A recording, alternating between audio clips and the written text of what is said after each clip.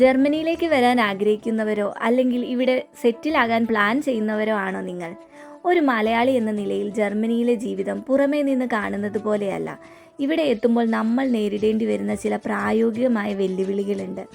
അതിൽ പ്രധാനമായും മാറി മാറി വരുന്ന കാലാവസ്ഥയും ജർമ്മൻ ഭാഷയുടെ ഇമ്പോർട്ടൻസും അതുപോലെ ഇവിടുത്തെ ടാക്സ് സിസ്റ്റം, പേപ്പർ വർക്കുകൾ അങ്ങനെ പോകുന്നു.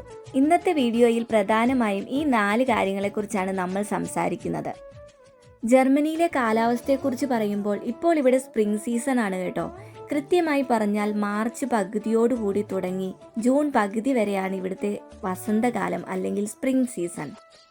ഇപ്പോൾ നിങ്ങൾ കാണുന്നത് പോലെ ചെടികളൊക്കെ തളിർത്ത് പൂക്കളൊക്കെ വിരിഞ്ഞ് പ്രകൃതി ആകെ മാറി വരുന്നൊരു സമയമാണിത്. തണുപ്പ് കാലമൊക്കെ കഴിഞ്ഞ് ആളുകൾ പുറത്തിറങ്ങി തുടങ്ങുന്നത് ഈ മാസങ്ങളിലാണ്.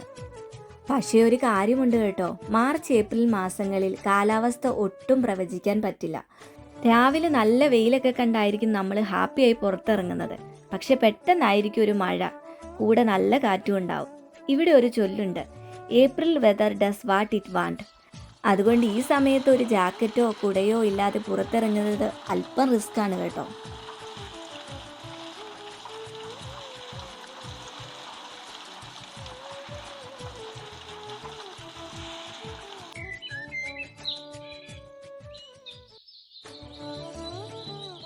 ഇടയ്ക്കിങ്ങനെ മഴയൊക്കെ പെയ്യുമെങ്കിലും എല്ലാവർക്കും ഈ ഒരു സ്പ്രിംഗ് സീസൺ ഭയങ്കര ഇഷ്ടമാണ്. തണുപ്പത്ത് വീടിനുള്ളിൽ ഇരുന്നവർ എല്ലാവരും പുറത്തിറങ്ങുന്ന സമയമാണിത്. പാർക്കുകളിൽ ആളുകൾ കൂടുന്നു, സൈക്ലിംഗ് തുടങ്ങുന്നു, ഐസ്ക്രീം ഷോപ്പുകൾ സജീവമാകുന്നു. ആകെ മൊത്തം ഒരു പോസിറ്റീവ് എനർജി ആയിരിക്കും ഈ ഒരു സീസണിൽ. വിൻ്ററിൽ നമ്മൾ അനുഭവിച്ച ആ ഒരു ഇരുട്ട് മാറി സൂര്യൻ കൂടുതൽ സമയം ആകാശത്ത് നിൽക്കാൻ തുടങ്ങുന്നത് ഈ ഒരു സമയത്താണ്. നിങ്ങൾ ഫോട്ടോയൊക്കെ എടുക്കാൻ ഇഷ്ടപ്പെടുന്നവരാണെങ്കിൽ ഈ ഒരു മാർച്ച് ഏപ്രിൽ മാസങ്ങളിൽ ക്യാമറയുമായി പുറത്തിറങ്ങിയാൽ മതി. ജർമ്മനിയുടെ ഏറ്റവും സുന്ദരമായ മുഖം നിങ്ങൾക്ക് കാണാൻ പറ്റും.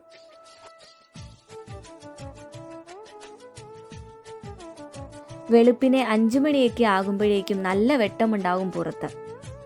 സൂര്യൻ അസ്തമിക്കുമ്പോഴേക്കും രാത്രി 9:30-10 മണി ആയിട്ടുണ്ടാവും.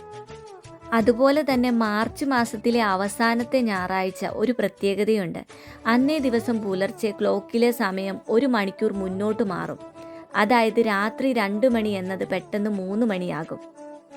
നിങ്ങൾ ജർമ്മനിയിൽ പുതുതായി വന്നതാണെങ്കിൽ ഈ ഒരു ടൈം ചേഞ്ച് ദിവസം നിങ്ങളുടെ ഫോണിലെ സമയം ഓട്ടോമാറ്റിക്കായി മാറിയോ എന്നൊന്ന് ചെക്ക് ചെയ്ത് നോക്കാൻ മറക്കരുത് കേട്ടോ.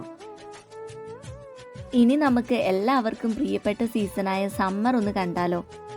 ജർമ്മനിയിൽ സാധാരണയായി ജൂൺ പകുതിയോടെ സമ്മർ തുടങ്ങും. ഇത് ഓഗസ്റ്റ് അവസാനം വരെ നീണ്ടു നിൽക്കും. ജൂലൈ ഓഗസ്റ്റ് മാസങ്ങളാണ് ഇവിടുത്തെ ഏറ്റവും ചൂടുള്ള സമയം. ഈ സമയത്ത് ജർമ്മനി ആകെ മാറും. എല്ലായിടത്തും ഗ്രില്ലിങ്, ഐസ്ക്രീം ഷോപ്പുകൾ, അതുപോലെ സ്വിമ്മിങ്, സൈക്ലിങ്, അങ്ങനെ ആകെ മൊത്തം ഒരു ഉത്സവ പ്രതീതിയായിരിക്കും. സമ്മർ സീസണിൽ എടുത്തു പറയേണ്ട മറ്റൊന്നാണ് സമ്മർ ഫെസ്റ്റിവലുകൾ. ജൂൺ മുതൽ ഓഗസ്റ്റ് വരെയുള്ള സമയത്ത് മിക്ക നഗരങ്ങളിലും വലിയ സ്ട്രീറ്റ് ഫെസ്റ്റിവലുകൾ നടക്കും. ഈ ഒരു ടൈം മുതിർന്നവരും കുട്ടികളും ഒരുപോലെ എൻജോയ് ചെയ്യുന്നൊരു സമയമാണ്. സമ്മറിൽ രാത്രി 10 മണി വരെയൊക്കെ വെളിച്ചമുണ്ടാകും. വെളിച്ചം കാരണം നേരത്തെ ഉറങ്ങാൻ ബുദ്ധിമുട്ട് അനുഭവപ്പെടാം. അതുപോലെ തന്നെ പുലർച്ചെ 4 മണിക്ക് തന്നെ വെളിച്ചം വരികയും ചെയ്യും. ഇത് നമ്മുടെ ഉറക്കത്തിൻ്റെ താളം തെറ്റിക്കാൻ സാധ്യതയുണ്ട്. സ്പ്രിംഗ് സീസൺ കഴിഞ്ഞ് സമ്മറിൻ്റെ ചൂടൊക്കെ മാറി വരുമ്പോൾ ജർമ്മനി മറ്റൊരു ലുക്കിലേക്ക് മാറും. അതാണ് ഓട്ടം അഥവാ ഹെർബ്സ്റ്റ് എന്ന് വിളിക്കുന്ന സമയം. സെപ്റ്റംബർ മുതൽ നവംബർ വരെയാണ് ഈ ഒരു സീസൺ. ഈ ഒരു സീസണിൽ നിങ്ങൾ പുറത്തിറങ്ങിയാൽ കാണുന്നത് കണ്ണിന് കുളിർമയേകുന്ന കാഴ്ചകളാണ്. പച്ച നിറത്തിലുള്ള ഇലകളൊക്കെ പതുക്കെ പതുക്കെ മഞ്ഞയായും ഓറഞ്ചായും ചുവപ്പായും മാറുന്നു. റോഡിലും പാർക്കുകളിലുമൊക്കെ ഈ ഉണങ്ങിയ ഇലകൾ വീണ് കിടക്കുന്നത് കാണാൻ ഒരു പ്രത്യേക ഭംഗിയാണ്. ഫോട്ടോഗ്രാഫി ഇഷ്ടപ്പെടുന്നവർക്ക് സ്പ്രിംഗ് കഴിഞ്ഞാൽ ഏറ്റവും ഇഷ്ടപ്പെടുന്ന സമയം ഇതായിരിക്കും. പക്ഷേ ഒരു കാര്യമുണ്ട്, ഈ ഒരു സമയം കാലാവസ്ഥ കുറച്ച് ഗൗരവക്കാരനാണ്. സ്പ്രിങ്ങിലെ പോലെ തെളിഞ്ഞ ആകാശത്തിന് പകരം പലപ്പോഴും ചാരനിറത്തിലുള്ള മേഘങ്ങളാണ് കാണുക. നല്ല കാറ്റും ഇടയ്ക്കൊക്കെ മഴയും ഈ സീസണിൻ്റെ പ്രത്യേകതയാണ്.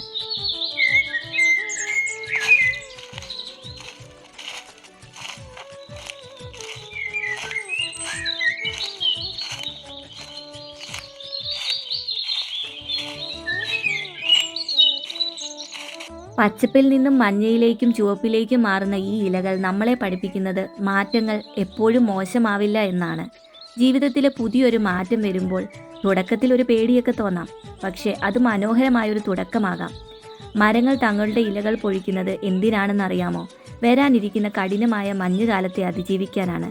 പഴയതിനെ വിട്ടുകൊടുത്താലേ പുതിയത് വരികയുള്ളൂ. അതാണ് ഈ ഒരു സീസൺ നമ്മളെ ഓർമ്മിപ്പിക്കുന്നത്. നമ്മുടെ പഴയ ശീലങ്ങളെ ഉപേക്ഷിച്ച് പുതിയൊരു നാട്ടിലെ രീതികളുമായി പൊരുത്തപ്പെടാൻ ഈ സീസൺ നമ്മളെ പ്രേരിപ്പിക്കുന്നു.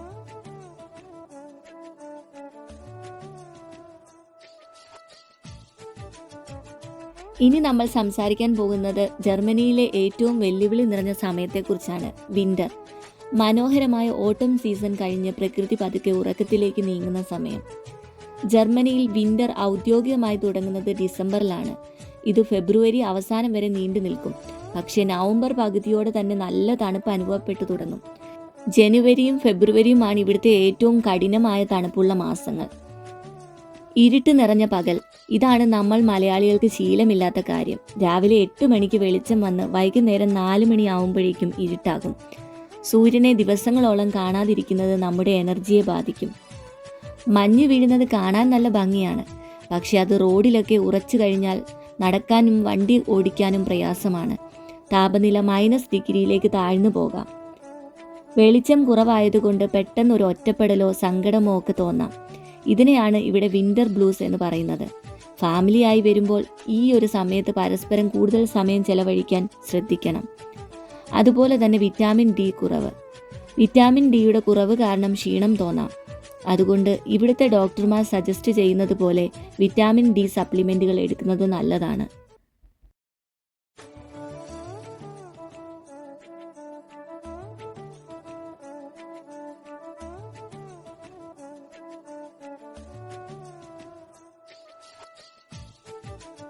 ഇതോടെ ജർമ്മനിയിലെ 4 സീസണുകളും നമ്മൾ കവർ ചെയ്തു കഴിഞ്ഞു. ഇനി അടുത്തതായി നമുക്ക് ജർമ്മൻ ഭാഷ എന്ന വെല്ലുവിളിയെക്കുറിച്ച് സംസാരിക്കാം. പലരും ചോദിക്കാറുണ്ട്, ഇംഗ്ലീഷ് പറഞ്ഞാൽ പോരെ എന്ന്.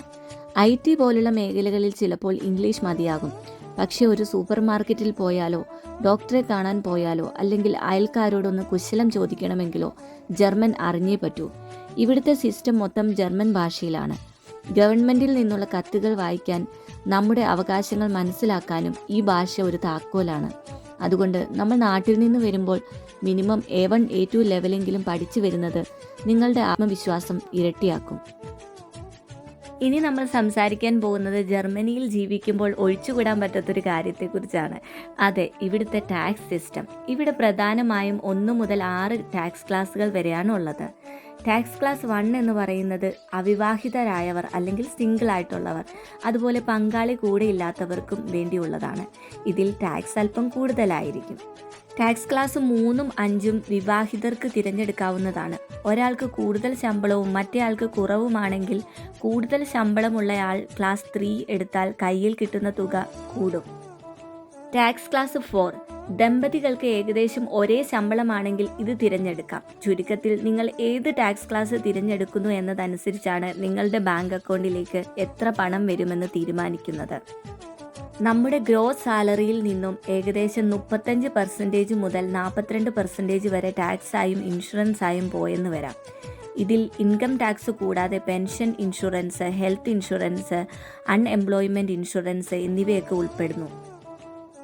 അതുകൊണ്ട് 5000 യൂറോ സാലറി കിട്ടുമെന്ന് കേൾക്കുമ്പോൾ കയ്യിൽ കിട്ടുന്നത് ചിലപ്പോൾ 3000 മുതൽ 3200 യൂറോ വരെയൊക്കെ ആയിരിക്കും കേട്ടോ. പക്ഷേ ഈ ടാക്സ് ഒക്കെ നമ്മൾ വെറുതെ അടയ്ക്കുന്നതല്ല കേട്ടോ. ഇതിന് നമുക്ക് ഒരുപാട് ഗുണങ്ങളുമുണ്ട്. അതായത് സൗജന്യ വിദ്യാഭ്യാസം, കുട്ടികൾക്ക് സ്കൂൾ മുതൽ യൂണിവേഴ്സിറ്റി വരെ ഫീസ് ഇല്ലാതെ പഠിക്കാം.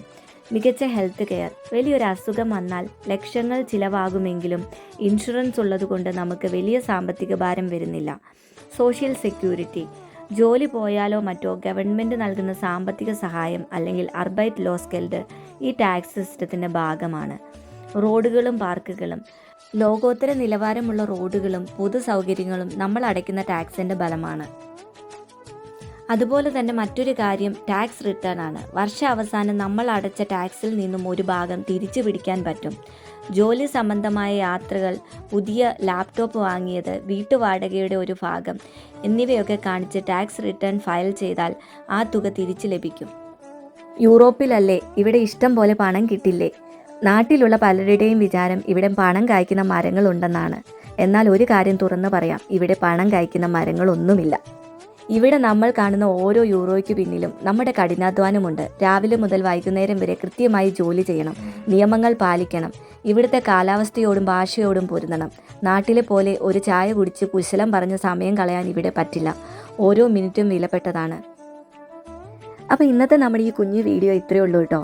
സീസണുകൾ മാറി മറിയുന്നത് പോലെ തന്നെ നമ്മുടെ ജീവിതത്തിലും ഉയർച്ച താഴ്ചകൾ ഉണ്ടാകും.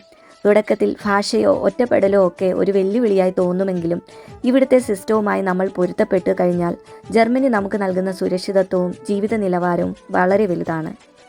ഈ വീഡിയോ നിങ്ങൾക്ക് ഉപകാരപ്പെട്ടെന്ന് കരുതുന്നു. ജർമ്മനിയിലെ ജീവിതത്തെക്കുറിച്ച് കൂടുതൽ അറിയാൻ ആഗ്രഹമുണ്ടെങ്കിൽ കമൻറ്റ് ചെയ്യുക. പുതിയൊരു വീഡിയോയുമായി വീണ്ടും കാണാം. Bye bye.